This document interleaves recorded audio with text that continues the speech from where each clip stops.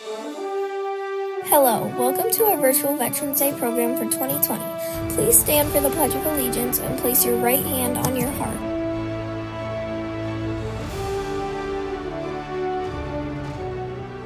I pledge allegiance to the flag of the United States of America and to the republic for which it stands, one nation, under God, indivisible, with liberty and justice for all. Please remain standing as the choir sings the national anthem.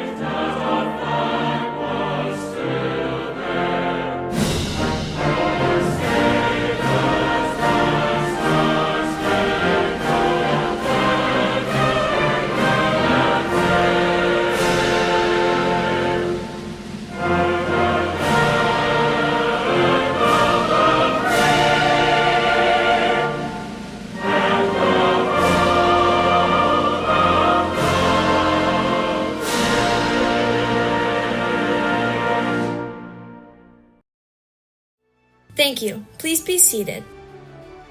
At this time, I would like to introduce the Student Council President, Brooklyn Pizzi. Hello, welcome to this year's annual Veterans Day program. My name is Brooklyn Pizzi, and I'm the Student Council President. Now, this is not a normal Veterans Day program, as you may have already guessed, but we're still going to honor all of the great people who have served this country in the best way we can. Thank you for tuning in today and watching our program.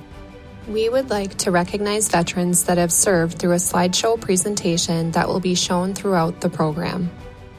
The theme for Veterans Day 2020 is Honoring All Who Served. Merriam-Webster Dictionary defines honor as to regard or treat someone with admiration and respect.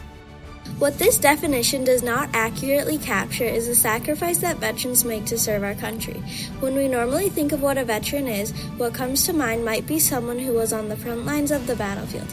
And though there are many people in this world where that applies to, that is not the only way that people have served in our country. The service members we honor today are not just the nurses, pilots, and fighters, but anyone and everyone that serves our country. Everyone serves for many different reasons, but something they all have in common is that they all share the qualities and desires needed to serve a cause larger than oneself. Veterans contribute to American society in many ways, not just during their time in active duty throughout their history.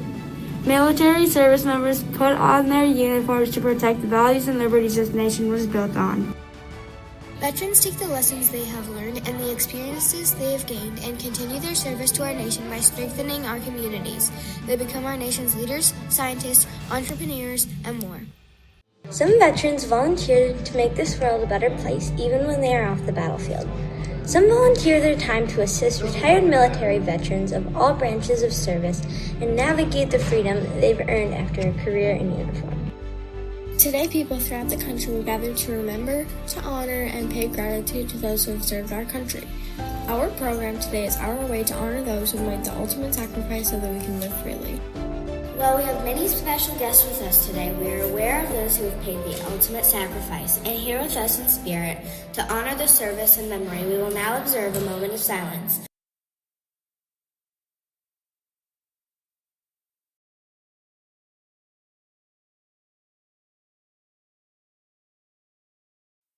Thank you. Today we use Veterans Day as a time to fully recognize all veterans from any time. As Student Council, we would like to thank all veterans. Thank you! It is my honor to introduce this year's keynote speaker, Mr. Ronald Kane. Mr. Kane is the grandfather to Maya Buhner, a 7th grade student and student council member. Mr. Kane served as the Sergeant First Class in the U.S. Army, including service in the Vietnam War. He was part of the 101st Airborne Division. Please help me in welcoming Mr. Ronald Kane. Good afternoon. My name is Ronald Kane. Most of you know me as Papa Ron. I have two granddaughters that go to the St. Croix Central School District. One of them is Maya Biener, grade 7, and Kana Biener, who's in grade 3. I'd like to thank the St. Croix Central Middle School Student Council for inviting me to be this year's guest speaker for Veterans Day 2020. I'd like to first give you a little bio about who I am. I was drafted back in 1968 into the Army and went to Fort Campbell, Kentucky for basic training. Basic training, for those of you that don't know, is just the military's first acknowledgement into what military life would be like. You learn how to salute, who to salute. They tell you everything that you are going to do, when to eat, when to get up, that type of thing. Upon completion of my basic training, I went to my advanced individual training. And that's where the Army, in their infinite wisdom, decides what job you're going to do. And in my case, it was infantry. And that was done at Fort Polk, Louisiana. After AIT, most of my fellow students went to Vietnam. I was selected to go to NCO school, which is non-commissioned officer school, which is where they teach you how to become a sergeant. Upon completion of NCO school, I then went to jump school. After jump school, I went to back to Fort Polk, Louisiana for an additional 8 weeks of on-the-job training from my NCO school. Upon completion of that, I went to Vietnam. When I arrived in Vietnam, I was attached to the 101st Airborne Division. And after that, I was assigned to my unit. And when I first got to my unit, I was the highest ranking NCO that we had in the company. So therefore, I was made the first sergeant. The theme this year is honoring those that have served or have served.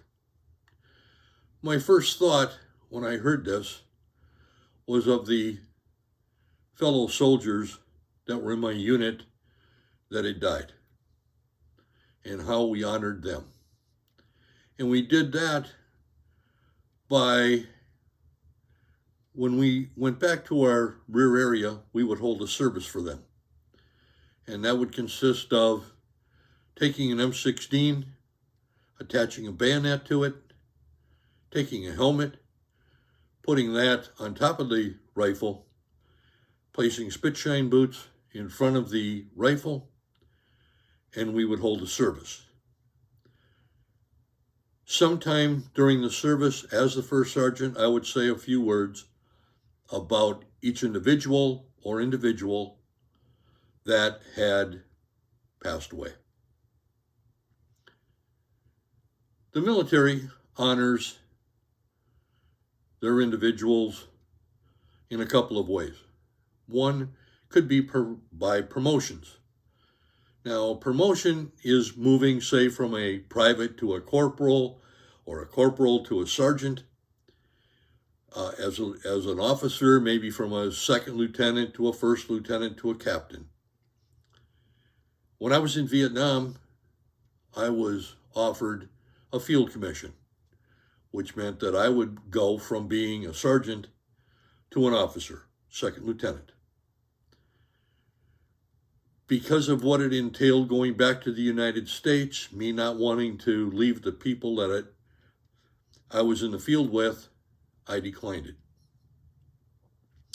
The other way that the military offers or honors their people is by medals. I have seen people receive a Purple Heart lying in a bed in a hospital. I have seen people receive medals when they were out on a parade field in a regimental formation. I have received numerous medals, but the four that mean the most to me are my Combat Infantry Badge, my Silver Star, Purple Heart, and Air Medal. To honor my fellow soldiers, I have gone to Fort Campbell, Kentucky, home of the 101st, numerous times to welcome home those that have come back from deployment. And it gives me an opportunity to find out how things are for the soldiers now as opposed to what they were when I was in. I get to see some of their new weaponry, the new equipment that they have. Sometimes I get to go out and fire the new weapons. Sometimes have an opportunity to maybe ride in a new vehicle that they have.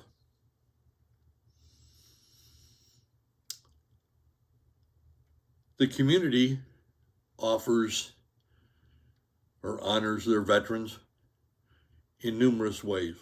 For example, on Veterans Day, you may be offered a free meal, maybe a cup of coffee, a dessert, sandwich, car wash, haircut, that type of thing. There's things that you can do in the community. If you see a soldier or a serviceman with a hat on or a shirt, you can go up and thank them for their service. And not just thank them, but maybe you can go in and find out a little bit about what they did when they were in the military. And it would mean a lot to them. You, like I said, here at St. Croix Central, just putting on this program, you're honoring us veterans. I remember the first time that I had an opportunity to come here, seeing all the veterans and seeing how you honored each one of us, how you respected each one of us. It's something that you don't see very many places, so I'd like to thank you for that. Also, one of the things that I would like to do is have you talk to your parents, your grandparents, those that were in the military. Find out what they did. And they may be reluctant at first, but keep asking them. It's very important that you hear their stories, because once they're gone, you'll never hear it. So I would like to thank the Student Council for inviting me here again. And thank you very much. And Airborne, and go Panthers. Thank you, Mr. Kane. It touches our hearts to hear your stories, and I hope it inspires all those watching from home. The Patriots Pen Contest is led by the Veterans of Foreign Wars, best known as the VFW. Each year, Mrs. Buckle has 8th grade students submit an entry on what patriotism is to me. This year's winner was Gavin Hawkins. Here is the winning essay read by Brooklyn Pizzy. What is patriotism to me? By Gavin Hawkins. To me, patriotism means a deep love for the country that we cherish so greatly. It means America and the flag that we love. It means the 4th of July, when we celebrate the Declaration of Independence. It means freedom and how we fought for it. Patriotism is important. It means other important things as well. It means military, the people risking their lives to keep us safe and our country ours. The military is a big part of our country. They protect us from all the bad in the world, and they are the soldiers that devote their everything to this country. It means family, and how we are all family in a way. No matter our race, religion, beliefs, or conditions, we are all one family. The dictionary says that family means a group of related things. Again, we are all family. Even if you do not like someone or someone is mean to you, everyone is still a part of the human family. It means sacrifice, as we all make sacrifices every day. The soldiers at war sacrifice their lives for the duty to their country. Sometimes we sacrifice big, and sometimes it is small. Everyone sacrifices something every day. It means devotion to the greater good, and how we should honor it all day, every day. The devotion to the good in the world can be shared and loved by everyone, no matter their race, religion, or belief systems. This devotion means love, loyalty, or enthusiasm for a person, activity, or cause. Patriotism means a lot for me, as my grandpa served in the military, but it is not just that. Every day I try to make someone's life better around me. In the end, patriotism does not just mean military or America. It has a much deeper meaning that I believe should be thought about and followed every day. Taps originated in the Civil War and was played as a lights-out signal. The call started out as a standard bluegill call, but turned more menacingly so it would catch the soldiers' attention more effectively. Shortly after being created, taps was played for a fallen soldier's funeral procession. It was first used because the historic 3 shots fired during the war may have been confused for an enemy attack. Since then, taps has been played at funerals for military officials throughout history and is still being played today. We will now be playing taps to honor our fallen veterans. Please stand and remain quiet during the playing. It may be emotional, so please remain respectful throughout the playing. Thank you.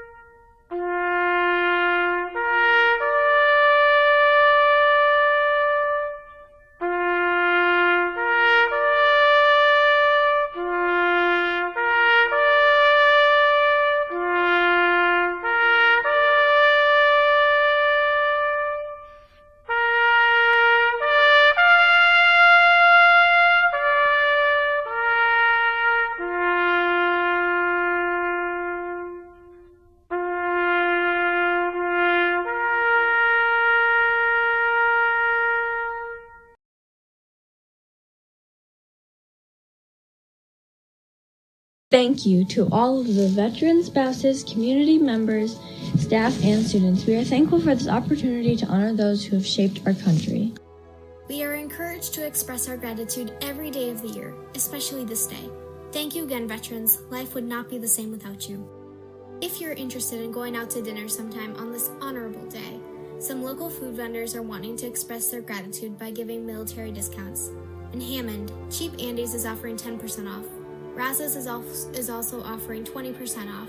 And Shuggies, all you have to do is ask for the military discount. For Roberts, Barnboard, Bobtown Brewhouse, and Sidetrack, all you have to do is ask for the military discount as well. Thank you again and have a great day.